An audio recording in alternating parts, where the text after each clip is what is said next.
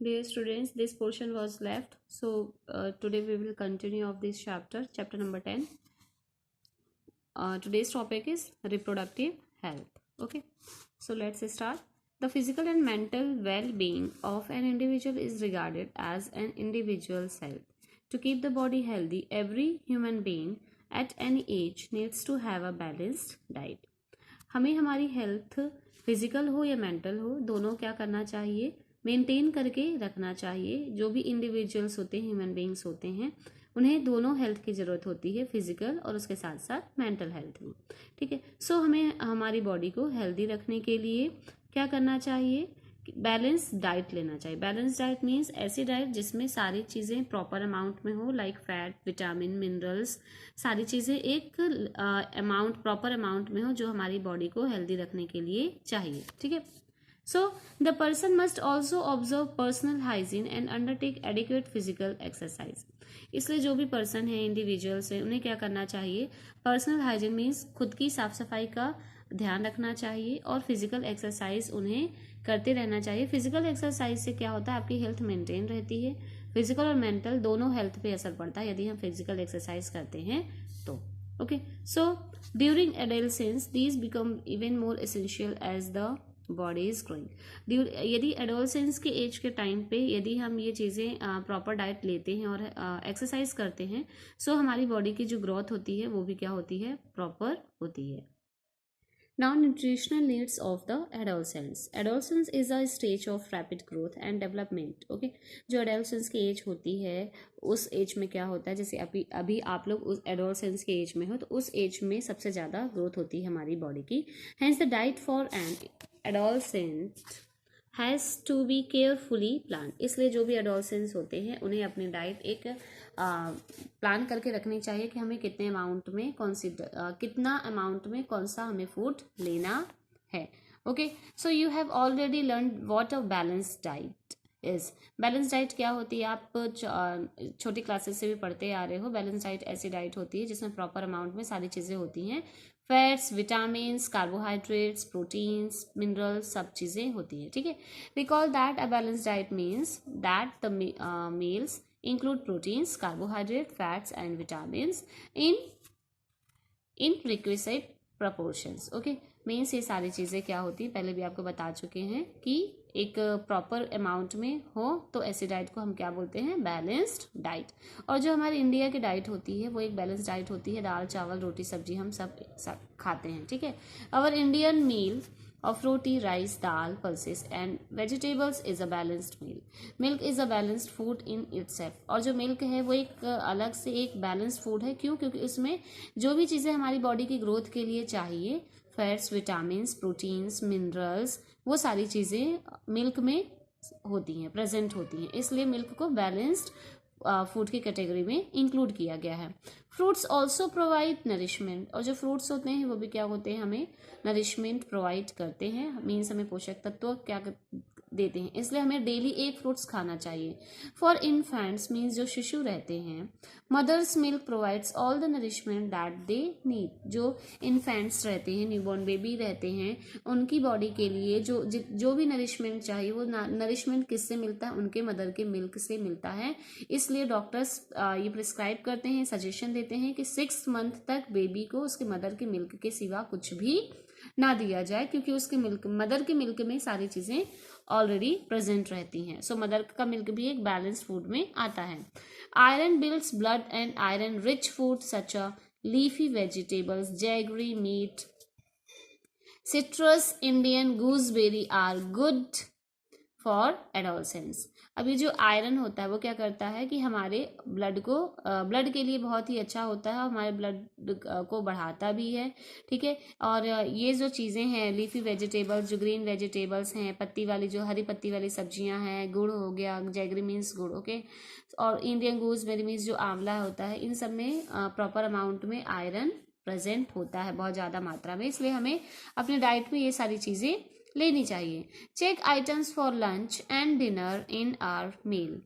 ठीक है, हम अपने लंच और डिनर में क्या चीज़ें लेते हैं उसे हमें चेक करना चाहिए। Is the meal balanced and nutritious, जो हम खाना खा रहे हैं वो बैलेंस्ड है कि नहीं, उसे हमें प्रॉपर अमाउंट में न्यूट्रिशन मिल रहा है कि नहीं। Does it include cereals which give energy and milk, क्या हम ऐसे अनाज खा रहे हैं, सीरियल्स ले रहे हैं जिसमें एनर्जी है और जिसमें मिल्क है, क्या हम मिल्क ले रहे हैं। मीट खा रहे हैं हम लंच और डिनर में, अपने नट्स ले रहे हैं, दालें इंक्लूड हैं कि नहीं है जिससे हमें प्रॉपर अमाउंट में प्रोटीन्स मिल सके। Also does it include fats and sugar that give energy, और क्या हमारे लंच और डिनर में फैट एंड एनर्जी देने वाले फूड इंक्लूड हैं कि नहीं। What about fruits and vegetables which are protective foods, और हम ऐसी वेजिटेबल्स या फ्रूट्स ले रहे हैं जिन्हें प्रोटेक्टिव फूड कहा जाता है, जो हमारी बॉडी को विटामिन प्रोवाइड करते हैं। चिप्स एंड पैक्ड और 10 snacks, though very tasty, should never replace regular meals as they do not have adequate nutritional value. Chips और जो पैकेज वाले फूड रहते हैं वो हमें टेस्टी लगते हैं, ठीक है, लेकिन हमें इन्हें हमेशा नहीं लेना चाहिए, कभी कभी खाना ठीक है, बट यदि हम इसे रेगुलर अपने मील में इंक्लूड करते हैं सो ये हमारी बॉडी को प्रॉपर अमाउंट में न्यूट्रिशन नहीं प्रोवाइड करते हैं, जितना कि हमें जो हमारा ये दाल चावल है, ये सारी चीज़ें, रोटियां हैं, ये हमें देती हैं, सब्जी फ्रूट्स देते हैं, ये सारी चीज़ें हमें इन सब पैकेज वाले फूड से नहीं मिलना चाहिए, इसलिए इन्हें अवॉइड करना चाहिए क्योंकि हमारे हेल्थ के लिए अच्छे नहीं होते हैं। These are nutritional items of food. Okay, meat, vegetables, milk and eggs में क्या प्रेजेंट होता है, प्रोटीन्स प्रेजेंट होता है। मीट में भी प्रोटीन प्रेजेंट होता है, मिल्क एंड एग वगैरह में फैट प्रेजेंट होता है। वेजिटेबल्स हमें मिनरल्स विटामिन्स मिलते हैं, फ्रूट्स से भी हमें विटामिन्स मिलते हैं, और ग्रेन्स हैं, कार्बोहाइड्रेट्स, फैट्स, ये सारी चीज़ें हमें मिलती हैं, ठीक है। So next is personal hygiene, means खुद की जो साफ सफाई है वो। Everyone should have a bath at least once every day, हम सभी को डेली बाथिंग करना चाहिए, एटलीस्ट एक दिन में एक बार जरूर नहाना चाहिए। It is more necessary for teenage because the increased activity of sweat glands sometimes makes the body smelly. और टीनेज मीन्स जो अभी आप लोग की एज चल रही है उस एज में तो ज़रूर बात करना चाहिए क्योंकि उस समय स्वेट ग्लैंड्स बहुत एक्टिव रहती हैं, जिसके कारण वो स्वेट रिलीज करती हैं बॉडी से, और जिसके कारण आपकी बॉडी से स्मेल भी आती है, और इसलिए आपको पर्सनल हाइजीन का ख्याल रखना चाहिए। All parts of the body should be washed and clean every day, body के सारे पार्ट्स को आपको डेली वॉश करना चाहिए और उसे क्लीन करना चाहिए, जो कि बाथिंग करने से पॉसिबल है, इसलिए आपको डेली बाथिंग करना चाहिए।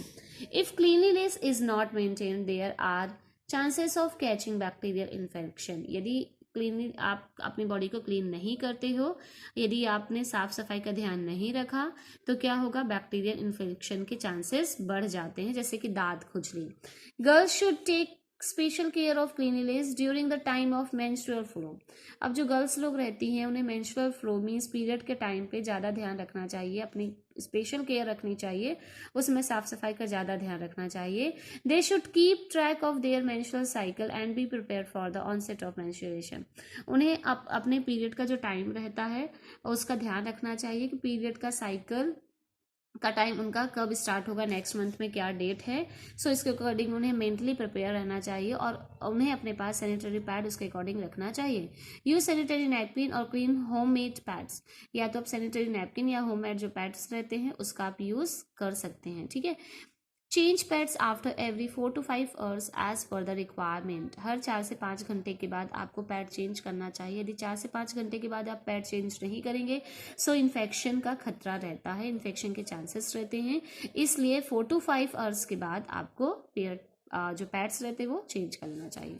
Then physical exercise, walking and playing in fresh air keeps the body fit and healthy, यदि हम फ्रेश एयर में क्या करते हैं, वॉक करते हैं, प्ले करते हैं, खेलते हैं, मॉर्निंग और की जो एयर रहती है वो सबसे ज़्यादा फ्रेश रहती है, बिकॉज मॉर्निंग के एयर में ओजोन गैस प्रेजेंट रहती है, ठीक है, जो हेल्थ के लिए अच्छी रहती है, इसलिए मॉर्निंग के टाइम पे वॉकिंग करना चाहिए, ठीक।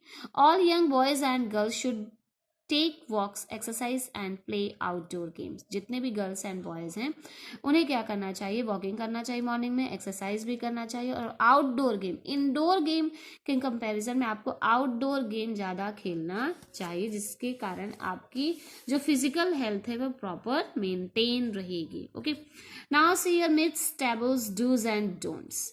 You have learned here and from chapter 9 the scientific facts related to human reproduction.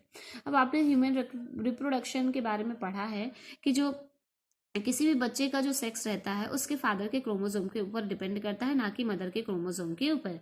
There are many wrong notions which you should now be able to discard as informed adolescents. For example, there are myths and taboos regarding bodily changes that adolescents experience. Some of these are given below, and you can now argue why these are myths and not facts. कुछ जैसे कि girls में body changes होते हैं तो उनके बारे में बोला जाता है, ठीक है. और जो हमारे इंडिया का जो सोसाइटी, इंडियन जो सोसाइटी है वो गर्ल्स के ऊपर ब्लेम करती है कि जो बच्चे का सेक्स होता है वो केवल मदर के ऊपर डिपेंड करता है. सो ऐसा नहीं है. यहाँ पे कुछ मिथ्स दिए गए हैं. A girl become pregnant if she looks at boys during menstruation. यहाँ पे कुछ अंधविश्वास हैं कि कोई भी गर्ल प्रेग्नेंट हो जाती है यदि वो मेंस्ट्रुएशन मींस पीरियड के टाइम पे. कहीं कहीं पे ये अंधविश्वास है कि यदि पीरियड के टाइम पे कोई गर्ल्स किसी बॉय को देखती है तो वो क्या होती है, प्रेग्नेंट हो जाती है. सो ऐसा बिल्कुल भी नहीं है. The mother is responsible for the sex of her child. बच्चे के सेक्स के लिए मीन्स बच्चा लड़का होगा कि लड़की होगी इसके लिए मदर रिस्पॉन्सिबल है. तो ऐसा नहीं है. इसके लिए मदर रिस्पॉन्सिबल नहीं होती है. इसके लिए फादर का क्रोमोसोम रिस्पॉन्सिबल होता है. आपने पढ़ा है कि फादर में 2 क्रोमोसोम होते हैं, एक्स एंड वाई क्रोमोसोम होते हैं. एक सेक्स क्रोमोसोम का एक पेयर होता है, एक्स एंड वाई क्रोमोसोम होते हैं. जब एक्स क्रोमोसोम मदर के एक्स क्रोमोसोम से फादर का वाई क्रोमोसोम फर्टिलाइज होगा तो बॉय पैदा होता है. यदि मदर के एक्स क्रोमोसोम से फादर का एक्स क्रोमोसोम फर्टिलाइज होगा तो गर्ल बेबी बॉर्न होगी. ठीक है. A girl should not be allowed to work in the kitchen during menstruation. आज भी कई घरों में ऐसा है, इंडिया के घरों में, कि जो गर्ल्स होती हैं उन्हें मेंस्ट्रुएशन मींस पीरियड के टाइम पे किचन में अलाउ नहीं किया जाता है. किचन में जाने तक नहीं दिया जाता है. भगवान की पूजा भी नहीं करने दी जाती है. सो ऐसा नहीं करना चाहिए. Okay. You may come across many other myths and taboos. ठीक है. बहुत सारे हम ऐसी सोसाइटी में रहते हैं जहाँ पे आप रहेंगे, बहुत सारे आपको अंधविश्वास देखने को मिलेंगे. सो आपको उन सब पे बिल्कुल भी विश्वास नहीं करना है. से नो टू ड्रग्स. आपको ड्रग्स नहीं लेना है मीन्स ऐसी मेडिसिन नहीं लेना है, दवाइयाँ नहीं लेना है जो आपकी बॉडी के हेल्थ को इफेक्ट करती हो जब तक कोई डॉक्टर प्रिस्क्राइब ना करे. ठीक है. Adolescence is a period of must activity in the body and mind which is the normal part of growing up. जो एडोलसेंस की एज होती है 11 to 19 ईयर्स की एज होती है. उस एज में हमारी बॉडी और हमारा माइंड सबसे ज़्यादा ग्रो करता है. ठीक है. और उस समय सबसे ज़्यादा हमारा बॉडी और माइंड एक्टिव भी रहता है. So do not feel confused और इनसिक्योर. इसलिए इस एज में आपको बिल्कुल भी इनसिक्योर फील नहीं होना चाहिए. If anybody suggest that you will get relief if you take some drugs. यदि आपको कोई पर्सन ये सजेशन देता है कि हाँ आप ये ड्रग लो आपको रिलीफ मिलेगा, सो आपको क्या कहना है? No. Just say no unless prescribe by the doctor. आपको नो कहना है तुरंत. जब तक आपको कोई डॉक्टर प्रिस्क्राइब ना करे कि आप ये ड्रग लो तब तक आपको वो ड्रग नहीं लेना है. Drugs are addictive. जो ड्रग्स होते हैं उनके भी नशे लगते हैं. यदि आप उन्हें वन टाइम लेंगे तो आपको उसे बार बार लेने की इच्छा होगी. If you take them once, you feel like taking them again and again. Okay? They harm the body in the long run. और वो आपकी बॉडी को लंबे समय के लिए नुकसान पहुंचाएंगे. आपको उसकी हैबिट लग जाएगी, आदत लग जाएगी उस ड्रग को छोड़ना बहुत मुश्किल हो जाएगा. दे ruin health and happiness. वो आपकी खुशियों को, आपको हेल्थ को पूरी तरीके से तबाह कर देंगे. इसलिए नशे की लत आपको नहीं लगानी है. ठीक है. You must have heard about AIDS which is caused by a dangerous virus HIV. आपने एड्स के बारे में सुना होगा जो कि एक HIV वायरस के कारण होता है और ये एक लाइलाज बीमारी है. इसकी अभी तक कोई भी वैक्सीन नहीं आई है. This virus can pass on to a normal person from an infected person by sharing the syringe used for injecting drugs. ठीक है. यदि कोई पर्सन को एड्स है और वही उसने वो कोई सिरिंज यूज किया है और यदि हम उसी सिरिंज को यूज कर लेते हैं इन्फेक्टेड पर्सन वाली, तो जो पर्सन हेल्दी है उसको भी ड्रग्स हो जाएगा. ठीक. It can also be transmitted to an infant from the infected mother through her milk. और ये जो इन्फेंट मीन्स जो न्यूबॉर्न बेबी रहते हैं, जो शिशु रहते हैं माँ के गर्भ में जो पलते हैं यूट्रस में, उनको भी होता है. ठीक है. और जो बच्चे यदि जो पैदा हो गए हैं मदर का मिल्क पीते हैं उनको भी ये हो सकता है. The sexual the virus can also be transmitted through sexual contact with a person infected with HIV. ठीक, और यदि कोई पर्सन को क्या है, HIV है, और उससे कोई सेक्सुअल कांटेक्ट करता है तो उस पर्सन को भी HIV रोग होने के चांसेस बहुत ज़्यादा रहते हैं, मीन्स उसे वो HIV जरूर होगा यदि ऐसे पर्सन से उसने कांटेक्ट किया है तो, फिर सेक्सुअल कांटेक्ट किया है तो. Okay, now see the information. Adolescence pregnancy. You might be knowing that in our country the legal age for marriage is 18 years for girls and 21 years for boys. हमारी जो country है India, उसमें एक marriage की एक limit as है, 18 years के पहले गर्ल्स की मैरिज नहीं कर सकते हैं और 21 के पहले हम बॉयज़ की मैरिज शादी नहीं करा सकते. Okay, this is because teenage mothers are not prepared mentally और फिजिकली फॉर मदरहुड. ऐसा इसलिए होता है क्योंकि जो टीनेज मदर होती हैं वो मेंटली और फिजिकली बिल्कुल भी प्रिपेयर नहीं होती हैं. Early marriage and motherhood cause health problems in the mother and the child. यदि टीनेज में कोई गर्ल मदर बनती है तो उसकी हेल्थ को क्या होता है, बहुत इफेक्ट पड़ता है, और साथ ही साथ जो बच्चा पैदा होगा उसके ऊपर भी असर पड़ेगा. क्यों? क्योंकि जो मदर रहेगी, टीनेज मदर, वो उसका प्रॉपर ख्याल नहीं रख पाएगी. It also curtails employment opportunity for the young woman and may cause mental agony as she is not ready for responsibility of motherhood. ठीक है, और जो टीनेज गर्ल्स रहती हैं उसको मीन्स जो उसकी एज रहती है वो क्या रहती है, जॉब वाली एज रहती है, वो अपने करियर के बारे में सोचती है तो वो भी इफेक्ट करेगा. ठीक है, और जो बच्चा पैदा होगा वो भी, उसकी हेल्थ भी इफेक्ट होगी. क्यों? क्योंकि जो टीनेज मदर है उसे अपनी प्रॉपर रिस्पॉन्सिबिलिटी नहीं पता होगी, तो जब उसे प्रॉपर मदर की रिस्पॉन्सिबिलिटी क्या होती है वो नहीं पता होगी तो अपने बच्चे का ख्याल कैसे रख पाएगी. ठीक है, इसलिए 18 और 21 ईयर्स के पहले गर्ल्स की और बॉयज़ की शादी नहीं करानी चाहिए.